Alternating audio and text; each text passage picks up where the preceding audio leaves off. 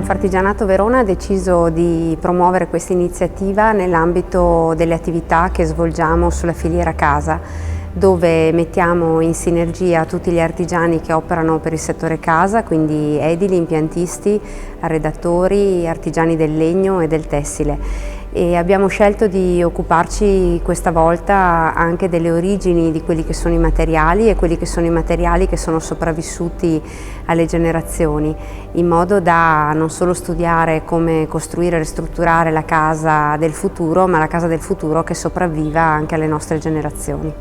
Allora, oggi siamo orgogliosi di chi è qui perché non solo stanno partecipando degli artigiani, ma stanno partecipando anche degli architetti, stanno partecipando anche dei cittadini, e questo vuol dire far dialogare settori diversi, ambiti diversi, con un obiettivo comune, che è quello di vivere in un ambiente sano e che il più possibile non vada a impattare l'ambiente in cui opera.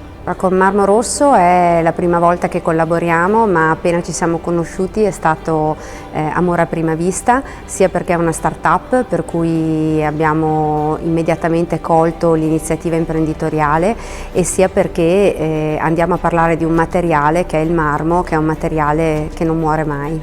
Oggi siamo in un posto bellissimo che è la chiesa di San Fermo e abbiamo l'occasione di vedere uno scalpellino che sta lavorando, e ovviamente la conservazione del mestiere artigiano passa anche attraverso il mantenimento delle tradizioni e la trasmissione delle tradizioni. Ci sono mestieri come questo che stanno assolutamente scomparendo, e invece sono delle attività che come associazione di categoria abbiamo il dovere di mantenere in vita. Confartigianato Verona ha all'interno anche un ente di formazione che in corso d'anno ha varie edizioni di mestieri messi a disposizione dei disoccupati che hanno voglia di mantenerli, impararli.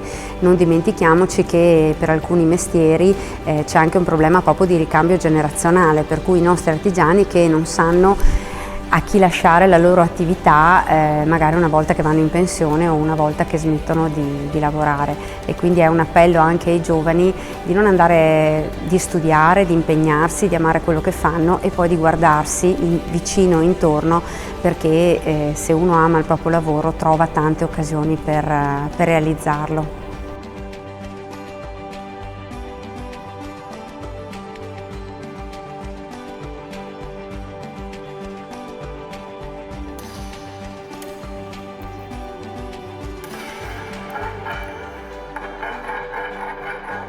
Mio padre faceva le pietre per i tetti e io quando vedevo questa cosa rimanevo affascinato, mi sembrava una magia che con scalpello e martellina potesse fare delle cose così belle. E nel tempo si vede che questa cosa mi è rimasta e ho deciso di fare l'Accademia di Belle Arti e studiare scultura. Dopodiché non mi è bastato ovviamente, sono partito alle Cave di Carrara, sono stato 2 anni e da lì la passione è aumentata costantemente fino a incominciare a lavorare autonomamente. Chiaramente agli inizi era dura, allora nel frattempo facevo l'insegnante di scultura e anatomia presso i licei e contemporaneamente facevo il lavoro dello scalpellino.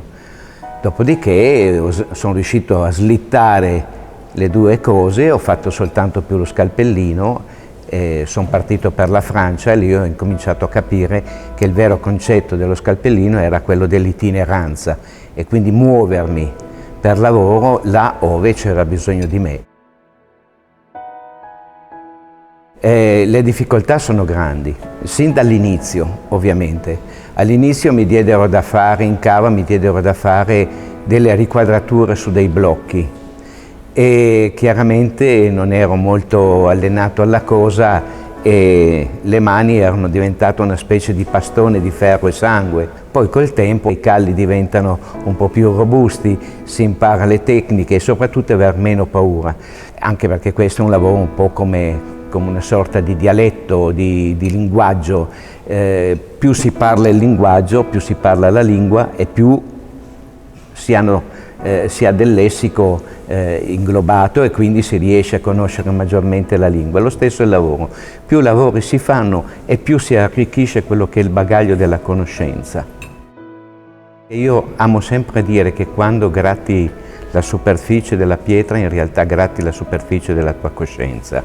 È un lavoro che sicuramente ti forgia in qualche modo, perché è un lavoro che non è il concetto di creativo che si possa pensare modernamente, ma è un lavoro che vedi crescere man mano nel tempo, e qui ci si potrebbe proprio dire il termine contemplazione come contemplazione, ovvero è proprio soltanto con l'avvenimento costante di un'operazione che riesce ad avere quella che è la soddisfazione del pezzo finale. Ma addirittura si potrebbe dire che quando il lavoro è finito la soddisfazione non c'è quasi neanche più, perché la cosa più bella è il durante, è il gioco del lavoro. Dopo la soddisfazione c'è, però avresti potuto fare di più, avresti potuto essere più bravo e così via, insomma. Il rapporto con la pietra, bisognerebbe vedere che rapporto la pietra ha con me, innanzitutto. È un rapporto sicuramente d'amore, però anche qui trovi la pietra che è gelosa, la pietra che è dispettosa, la pietra dolce, la pietra che ti asseconda. E ho capito che la pietra è un po' come l'uomo, un po' come la gente. Ogni pietra, anche dello stesso tipo, dello stesso materiale, della stessa cava, della stessa lastra, possono avere diversi caratteri, anche contrastanti tra di loro. E questo è affascinante, perché comunque c'è tutto l'aspetto dell'umanità del lavoro, ma c'è qualcos'altro di più ancora, è l'aspetto dell'eternità. Questa pietra che insomma segna chiaramente quello che è la nascita dell'uomo fino alla sua morte, il sarcofago, la fonte benedetta, ma anche la selce lavorata dall'uomo primitivo che diventa poco per volta un qualche cosa di estremamente importante. Insomma, viaggia parallelo con quella che è la vita dell'uomo, con la sua storia. E penso che sia un grande insegnamento la pietra, ti insegna l'equilibrio, la stabilità, la forza, ma anche la delicatezza al contempo. È sicuramente una cosa che ti porta a concentrare la tua vita su determinati argomenti, come la geometria, la formazione, l'abilità del tenere lo scalpello, il mazzuolo. Questi diventano poi dopo non più degli strumenti di lavoro, ma addirittura diventano degli strumenti, direi addirittura rituali. Faccio parte del comitato scientifico editoriale della rivista Riformatore del Marmista, che è la rivista più importante a livello internazionale sullo studio e la divulgazione di quello che è la cultura della pietra e del marmo. Con il geologo Mancini facciamo un lavoro a ritroso, cioè partiamo dal prodotto finito posato, che sia materiale storico o meno, e risaliamo la filiera al contrario per arrivare alla cava di origine. La pietra in sé per sé è un materiale naturale che è ripetibile perché proviene da una cava, quindi c'è un filone di materiale che ci permette di estrarlo, di lavorarlo, ma è irripetibile perché ogni elemento che viene estratto è un prodotto naturale. Quando noi o meglio i concessionari, i proprietari di cave vendono un blocco di marmo all'estero, paradossalmente vendono un materiale, un pezzo della nostra terra, un pezzo della nostra patria, un materiale identitario del luogo in cui viene estratto. Se pensiamo in questo caso alle chiese di Verona, dove chiaramente il materiale autoctono per eccellenza è il rosso Verona, oppure in altre chiese come il Duomo di Milano, come citavo prima durante la passeggiata, dove il marmo utilizzato è il marmo Candoglia, quindi oltre ad essere un materiale naturale, è un materiale che è identitario. Queste sono le ricchezze della pietra e del materiale lapideo in sé. Anche in questa sede dove siamo adesso c'è un incrocio di materiali, perché abbiamo visto c'è un rosso Verona, sono materiali della zona, ma c'è anche un materiale francese come il Languedoc, c'è del diaspro siciliano, l'Ibecio di Costonacci, ci sono delle intersezioni di materiali che sono più o meno pregiati, come ancora oggi questi materiali sono più o meno pregiati in funzione anche della quantità che si può estrarre o del filone che ancora permette di estrarre questo materiale.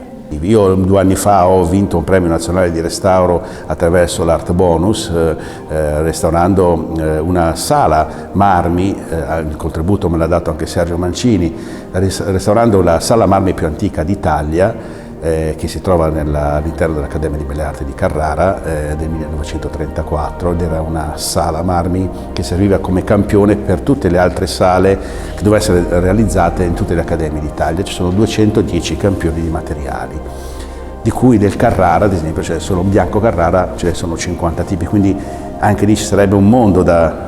E questo ha avuto abbastanza, diciamo, un riscontro positivo, perché siamo andati a restaurare anche una unicità, e qui mi rilego un attimo il discorso della pietra. La pietra è anche unicità, e così come molte cose che noi abbiamo anche a livello proprio culturale, architettonico, artistico, abbiamo delle unicità in Italia che devono essere preservate, tutelate e molto spesso valorizzate.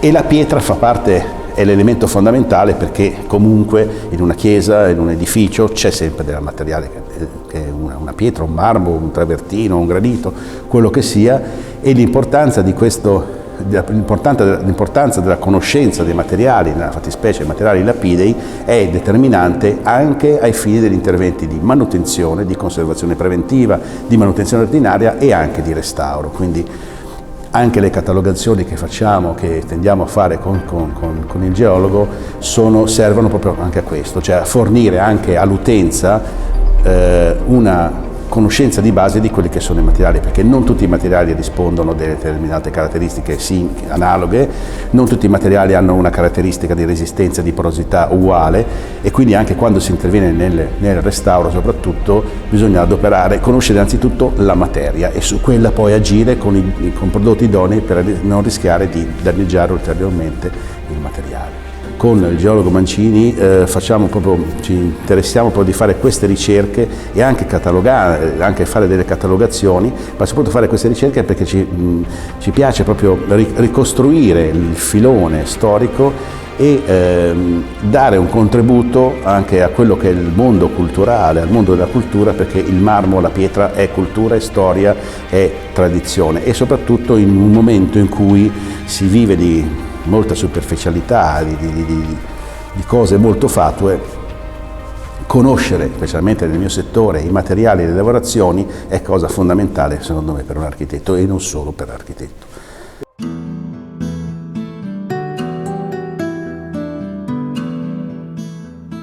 La rosa comacina. La rosa comacina, simbolo antichissimo, antecedente al cristianesimo, poi dopo assunto dal cristianesimo come simbolo del crismon, ovvero la chias e la ro, sigillo costantiniano, ma anche monogramma cristico.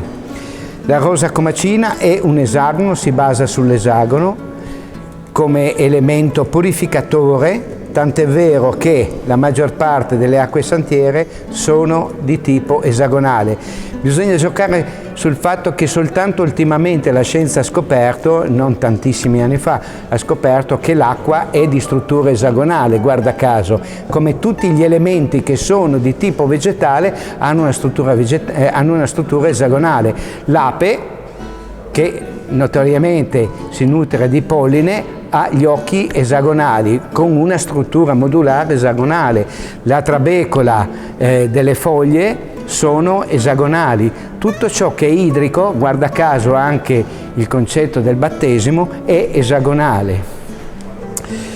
Questo esagono è formato principalmente da 2 volte il 3. Questi 2 3 sono formati da 2 triangoli che si sovrappongono, creando quello che è il gioco della terra, dell'acqua e del fuoco. Ne ho dimenticata una: aria, acqua, terra, fuoco. L'importanza del crismon si basa principalmente sul suo concetto di continuità, ovvero ogni rosa comacina può generare un'altra rosa comacina in virtù di un petalo che rimane in comune di un altro cerchio, e così via. Questa è una lezione che indica come le cose sono unificate tra di loro e non singole. Non esiste il singolo, ma esiste una comunità di individui, di cose che si uniscono attraverso un'energia unica, e questa energia è prodotta da questo simbolo qua, che si lega ad una griglia importante nell'elemento costruttivo ecclesiale.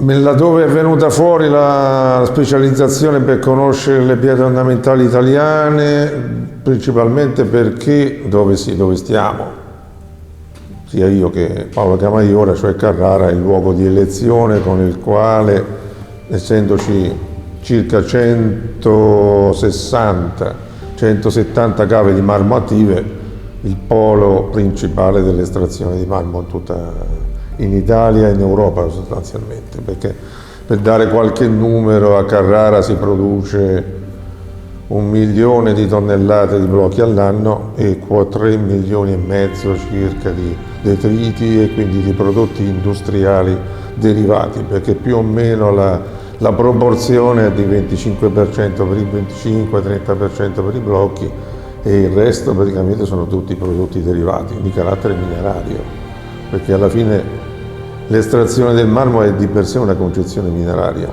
e quindi sono risorse minerarie di un paese. In Italia non c'è un grande sviluppo di una risorsa mineraria e non ci sono materie prime importanti, ma attraverso il polo di Carrara e di Verona, perché Verona ha una grossa importanza soprattutto sulla trasformazione e commercializzazione. Praticamente l'unica grande fiera italiana è qui. Carrara si è trasformata nel tempo in un settore di prima lavorazione, quindi di estrazione come cave. Io sono anche direttore di alcune cave di marmo. Negli anni 30, per aprire una cava di medie dimensioni, essendo tutta lavorazione a mano, sostanzialmente al limite dell'utilizzo del filo elicoidale e dell'esplosivo, si potevano anche avere 40-50 cavatori. La stessa cava di oggi, i mezzi tecnologici, facciamo conto che si può andare avanti con 6-7 persone, perché un'escavazione di marmo si fa con alcuni mezzi del tipo una pala gommata alza 40 tonnellate. Un escavatore cingolato volendo muove 400-500 tonnellate a punto di estrazione. E la velocità di taglio degli stessi materiali, adesso che c'è da una quarantina d'anni il filo diamantato, lavora con velocità di taglio anche di 12 o 13 volte superiore a quella del filo elicoidale. Il risultato è che la materia prima è molto più estratta che in passato, la manodopera in cava è molta meno, 10 volte meno, più specializzata e assomiglia sempre di più a un mestiere tecnologico di specializzazione. Dov'è che il rapporto dovrebbe essere questo? Principalmente cercare di conoscere più possibile il materiale per fare in modo che poi, anche quando venga commercializzato a livello internazionale a grande scala, si sa come viene utilizzato. A Carrara i cavatori diretti sono 950.000, una volta potevano 40 anni fa ce n'erano circa 20.000. Prima anche di conoscere Camaiora, a un certo punto avevo capito che c'era un problema di fondo, in buona parte, almeno dalle nostre parti, che era il fatto che molto spesso si commerciava la materia prima senza sapere cosa si commerciava. Oppure si diceva, va bene, ma dove è andata a finire la data materia prima come marmi arabescati, brecce, marmi colorati, e va a finire in una certa zona oppure in un certo manufatto, una certa opera architettonica, andavi a vedere nella bibliografia e nelle pubblicazioni e quantavi, vedevi tra le quali quasi niente. A un certo punto, con un po' di sforzo, si dice va bene, allora andiamo a vedere punto per punto, cerchiamo di conoscere almeno visivamente come caratteristiche fisico-tecniche ogni tipo di materiale, che vuol dire piano piano averne in testa un certo numero e riconoscerle a prima vista. Quindi vedere laddove c'è un Carrara, laddove c'è uno Zevrino, laddove c'è un marmo rosso e vari tipi di marmi verdi e per colorazioni, e poi leggendosi anche diversa pubblicistica a livello italiano. E piano piano il mestiere del geologo in questo caso si è andato per forza a intersecare col mestiere degli architetti, perché poi alla fine l'architettura è quella che principalmente li usa la materia delle pietre da taglio e delle pietre ornamentali. Prima che una data opera magari non se ne conoscano più di tanto le notizie, eccetera, cerchiamo di dare il contributo. Spesso viene fuori che il contributo utile è in via di restauro, quando una certa pietra è stata magari come qua, come tante opere degli anni 30, degli anni 50, anche dell'Ottocento, ha bisogno in quel momento di una sostituzione e fare in modo che non si compia l'errore di la pietra originaria sostituirne con un'altra. A quel punto il significato identitario originale di quell'opera sparisce.